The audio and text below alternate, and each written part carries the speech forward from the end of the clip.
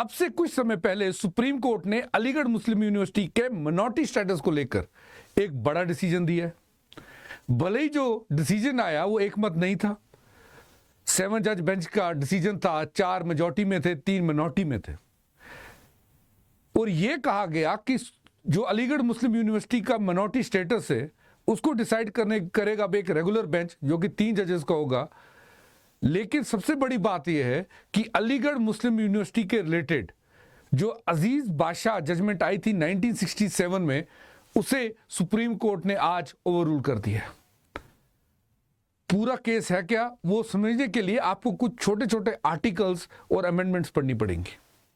तो आइए हम लोग जानते हैं आर्टिकल 30 जो हमारे संविधान का है। सबसे पहले ये आपको याद रखना है, ये कहता है कि जितनी भी रिलीजियस और लिंग्विस्टिक मिनॉरिटीज हैं, जितनी भी रिलीजियस और लिंग्विस्टिक इवन भाषाओं वाली जो मिनॉरिटीज है, उनके पास एक फंडामेंटल राइट है कि वो एस्टैब्लिश या एडमिनिस्टर कर सकते हैं education institutions of their choice. यहां पर याद रखिएगा, यह कहा गया है कि जितनी भी रिलीजियस और लिंग्विस्टिक मिनॉरिटीज हैं उन्हें फंडामेंटल राइट दिया गया है कि वो एस्टैब्लिश कर सकती है। एस्टैब्लिश करने के बाद वो एडमिनिस्टर भी कर सकते हैं एजुकेशन इंस्टीट्यूशंस को। जैसे हम काफी सारे रिलीजियस और लिंग्विस्टिक मिनॉरिटीज के एजुकेशन इंस्टीट्यूशंस देखते हैं, तो ये अधिकार उन्हें आर्टिकल 30 का सब क्लॉज 1 देता है। ओके, अब यहां देखिए, इसी के सब क्लॉज 2 में गवर्नमेंट को कहा गया है कि आपको इक्वलिटी ऑफ ट्रीटमेंट देना है। जब आप एजुकेशन इंस्टीट्यूशंस को एड देते हैं, मॉनिटरी या कोई भी, आपने इनको भी इक्वली देना है। यानी सरकार ये नहीं कह सकती कि ये एजुकेशन इंस्टीट्यूशन जो है ये मिनॉरिटीज का है, इनके पास पहले ही एडमिनिस्टर और एस्टैब्लिश करने का फंडामेंटल राइट है, हम इन्हें जो है फंड नहीं देंगे, क्योंकि इंडिया का सेकुलरिज्म भी फिर क्वेश्चन कर सकते हैं। इसी में क्लियर कर दिया गया है कि सरकार को इक्वली इनको भी फंड करना है। क्लियर? अब यहां देखिए, अब आप बोलेंगे सर ये तो ठीक है, पर इसमें जो पॉइंट है वो क्या है? पॉइंट ये है कि यहां पर रिजर्वेशन के रूल्स इंप्लीमेंट करना इन ऐसे एजुकेशन इंस्टीट्यूशंस के लिए जरूरी नहीं है। यानी जो ये रिलीजियस और मिनॉरिटी एजुकेशन इंस्टीट्यूशंस बने हुए हैं, इन ऐसे इंस्टीट्यूशंस में रिजर्वेशन इंप्लीमेंट करना जरूरी नहीं है, इनके पास एग्जम्पशन है। ये देखिए, exemption from implementation of SC, ST and OBC reservation in both admissions and employment। पहला पॉइंट, यहां पर रिजर्वेशन इंप्लीमेंट नहीं होती कॉन्स्टिट्यूशन से जो मिनॉरिटी ने सेटअप किए हुए हैं, चाहे वो रिलीजियस हो, लिंग्विस्टिक हो। और दूसरे इनको क्या ऑप्शन होता है कि ये 50% तक सीट्स रिजर्व कर सकते हैं स्टूडेंट्स अपनी कम्युनिटी से। 50% सीट्स, 50% सीट्स बोथ एम्प्लॉयमेंट भी और जो एजुकेशन सीट्स हैं, चाहे वो प्राइमरी स्कूल हो या कॉलेज हो, 50% सीट्स ये अपने कम्युनिटी के लिए रिजर्व कर सकते हैं। और जो हमारे देश में जो नॉर्मल रिजर्वेशन चलती है उससे ये एग्जेम्प्टेड है। ओके, अब यहां पर देखिए, अब यहां पर एक चीज और देखिएगा, अब कौन मिनॉरिटी है कौन मिनॉरिटी नहीं है, ये बड़ा क्वेश्चन था। रिलीजियस मिनॉरिटी कौन है कौन नहीं है, ये बड़ा क्वेश्चन था। मैं एग्जांपल लेता हूं, नॉर्थ ईस्ट में हिंदूज मिनॉरिटी में, बाकी धर्म मेजॉरिटी में। वैसे ही अगर आप रेस्ट ऑफ इंडिया में आएंगे, पर्टिकुलरली नॉर्थ इंडिया में, तो हिंदूज मेजॉरिटी में, बाकी रिलीजन मिनॉरिटी में। तो हमने कौन सा जगह देखना है कि हम नेशनल लेवल का डेटा देखेंगे या स्टेट लेवल का देखेंगे जब हमने मिनॉरिटी डिसाइड करनी? तो इसके लिए केस हुआ था, केस था टीएम पाई फाउंडेशन केस, जिसमें कहा गया था कि मिनॉरिटी डिटरमाइन होगा by the concern states demography, national population नहीं देखेंगे। ये 3 बातें आपको जरूरी याद रखनी है जजमेंट पे जाने से पहले। ओके, तो हमें जैसे पता है कि 1877 में सर सईद अहमद खान ने इसकी स्थापना की थी। आपको एक और चीज याद रखना है कि इससे यूनिवर्सिटी बना था 1920 के अलीगढ़ मुस्लिम एक्ट से।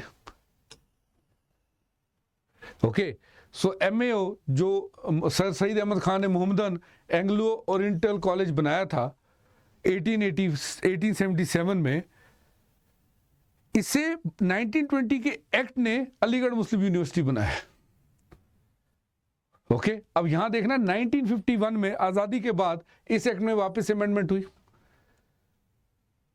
अब यहां पर एक चीज याद रखेंगे आप कि इस अमेंडमेंट के बाद यहां पे जो कंपलसरी रिलीजियस एजुकेशन जो पहले स्टूडेंट्स को दी जाती थी वो 1951 में हटा दी गई, और उसी के साथ साथ यह भी कहा गया कि जो यूनिवर्सिटी कोर्ट है, यानी जो यूनिवर्सिटी चला रहे हैं, जो यूनिवर्सिटी का कोर्ट है, उसमें जरूरी नहीं कि आप मुस्लिम ही हो, बाकी धर्म के लोग भी हो सकते हैं। तो दिस वाज द 1951 अमेंडमेंट। 1965 में इसी एक्ट को वापस अमेंड कर दिया गया। अब जो ये यूनिवर्सिटी का कोर्ट था, जो बॉडी थी जो AMU को चलाती थी, इसके पावर्स को रीडिस्ट्रीब्यूट कर दिया गया। अब इसमें प्रेसिडेंट ऑफ इंडिया भी मेंबर्स को नॉमिनेट कर सकता है AMU को गवर्न करने के लिए। आपको पहले आर्टिकल 30 समझे, अब आप 1877 में गए, फिर आप गए 1920 में जब AMU बना, MAO AMU बना। 1951 में पहली अमेंडमेंट हुई, कुछ जो रिलीजियस एजुकेशन दी जाती थी उसे हटा दिया गया। 1965 में रीडिस्ट्रीब्यूशन हुई पावर्स की। अब हुआ ये 1967 में एक केस आया अजीज बादशाह वर्सेस यूनियन ऑफ इंडिया, जिसमें बोला गया कि ये जो 1951 और 1965 में जो पार्लियामेंट ने अमेंडमेंट्स की है उसे रिव्यू किया जाए। अजीज बादशाह का यह कहना था कि क्योंकि मुस्लिम्स ने AMU बनाया है, उन्हीं के पास राइट होना चाहिए इसे मैनेज करने का। ये केस तब 5 जजेस ने सुना था। 5 जजेस ने कहा कि ये अमेंडमेंट्स हम लोग नहीं हटा सकते, ये रीजनेबल है। उन्होंने कहा AMU मुस्लिम मिनॉरिटीज ने नहीं बनाया है, ना ही मुस्लिम्स इसे एडमिनिस्टर कर रहे हैं। 1920 और 1951 का अगर आप एक्ट देखेंगे वो तो पार्लियामेंट ने पास किए। तो पर्टिकुलरली इस केस में सुप्रीम कोर्ट ने कहा कि जो AMU है वो तो मिनॉरिटी इंस्टीट्यूशन है ही नहीं, it is not a minority institution, क्योंकि वो तो पार्लियामेंट के एक्ट से बनी है। आर्टिकल 30 के अनुसार मिनॉरिटीज अपने इंस्टीट्यूट बना सकते हैं, एडमिनिस्टर कर सकते हैं, लेकिन AMU तो पार्लियामेंट के एक्ट से बनी हुई, चाहे 1920 हो 1951 हो। प्रोटेस्ट ट्रिगर हो गए। AMU एक्ट आया 1981 में। इसमें पार्लियामेंट ने एक्ट के थ्रू यूनिवर्सिटी को माइनॉरिटी स्टेटस दिया।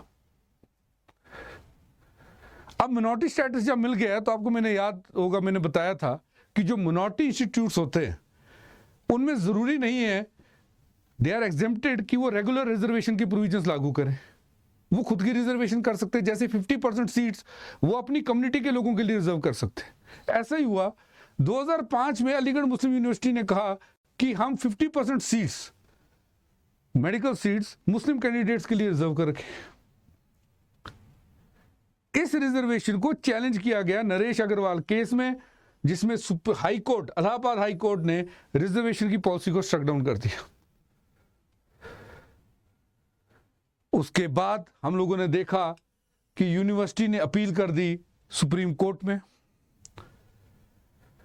भले ही पहले इसमें पार्टी यूनियन ऑफ इंडिया भी थी, फिर उन्होंने अपना विड्रॉ कर दिया। यानी 2006 से ये जो केस है ये सुप्रीम कोर्ट में चल रहा है। जितने केसेस इसके रिलेटेड वो मैंने आपको बता दिए। क्यों केसेस को लेकर इतनी ज्यादा ऑब्जेक्शन हो रही है? क्योंकि डेफिनेशन आर्टिकल 30 की क्लियर नहीं है। ओके, ये मैंने आपसे बता दिया। पहला एक्ट, जो चीज आपको याद रखनी है, 1920 अजीज बादशाह केस, फिर Naresh Agrawal case. This we have discussed. अब यहां पे आ जाइए। आज 7 जज बेंच ऑफ सुप्रीम कोर्ट, जिसे हेड कर रहे थे जस्टिस चंद्रचूड़, जिनका आज लास्ट वर्किंग डे भी है, 4-3 की रेशो वाली जजमेंट आई।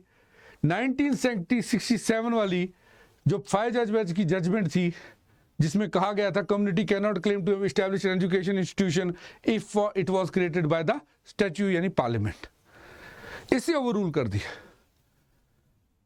अजीज बादशाह केस में कहा था क्योंकि ये तो पार्लियामेंट के एक्ट से बनी है, ये मिनॉरिटी इंस्टीट्यूशन नहीं है। आज डी.वाई. चंद्रचूड़ के बेंच ने यह कहा कि जरूरी नहीं है कि ये डेफिनेशन से हम मिनॉरिटी इंस्टीट्यूशंस को डिसाइड करें। उनके अनुसार अगर कोई भी इंस्टीट्यूशन बना है और वो मिनॉरिटीज के लिए काम कर रहा है, मिनॉरिटीज की अपलिफ्टमेंट के लिए काम कर रहा है, then it is a minority institution. This is what they said, and इसी बेसिस पे उन्होंने कहा कि अब डिसाइड होना चाहिए, एक रेगुलर बेंच सुप्रीम कोर्ट का बैठेगा, 3 जज बेंच, वो डिसाइड करेगा कि AMU मिनॉरिटी इंस्टीट्यूशन है या नहीं है। ओके, ये देखिए, the chief justice Chandrachud said an institution established by minority communities indeed a minority education institution. Suryakant Dev ने कहा कि ऐसा नहीं है, बट मेजॉरिटी डिसीजन चंद्रचूड़ साहब के साथ थी। सो बेसिकली हुआ ये कि जो 1967 वाली जजमेंट थी, it has been struck down. Okay, ये देखिए, उन्होंने कहा chief justice of observed that a minority institutions are established with a goal to preserve the cultural fabric of the minority. The state regulations of the minority institution is permissible, but it must not infringe the minority character of the institution. तो basically अभी इन्होंने बादशाह case की judgement को struck down किया है। अभी ये डिसाइड नहीं किया है कि अलीगढ़ मुस्लिम यूनिवर्सिटी मिनॉरिटी इंस्टीट्यूशन है या नहीं है। पर अगर आप जजमेंट पढ़ेंगे तो कहीं ना कहीं एक झलक मिल रही है कि 3 जज बेंच क्या डिसाइड करेगी। सो ये थी अभी तक की update. Thanks for watching Unacademy. Have a great day of you guys. Let's crack it guys. Thank you very much.